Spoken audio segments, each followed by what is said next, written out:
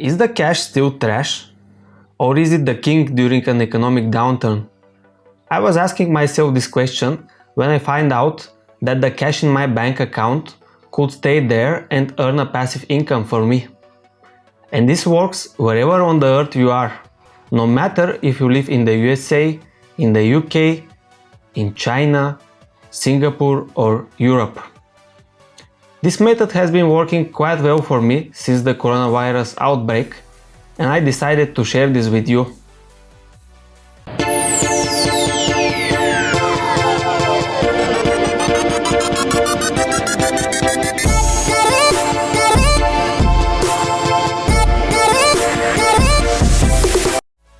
In order to use my method, you need a service providing you with the ability to exchange currencies at the interbank rate. But what is the interbank exchange rate and who decides what it is? In the simplest terms, the interbank exchange rate is the rate at which banks transfer money between themselves. In other words, when Bank A exchanges money with Bank B, they do so at a rate not normally accessible to you and I. When you as a customer make an exchange, for example from euro to US dollar, the bank usually charges you a fee in addition to the rate they use to transfer money between themselves.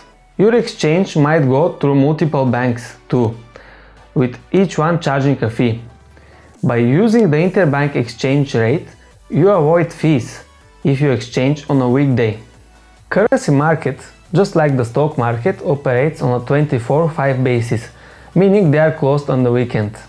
Revolut allows you to exchange currencies at the interbank rate from Monday to Friday. And the best thing, you can join Revolut completely free. I'm serious. You can join Revolut by using just my referral link in the description below.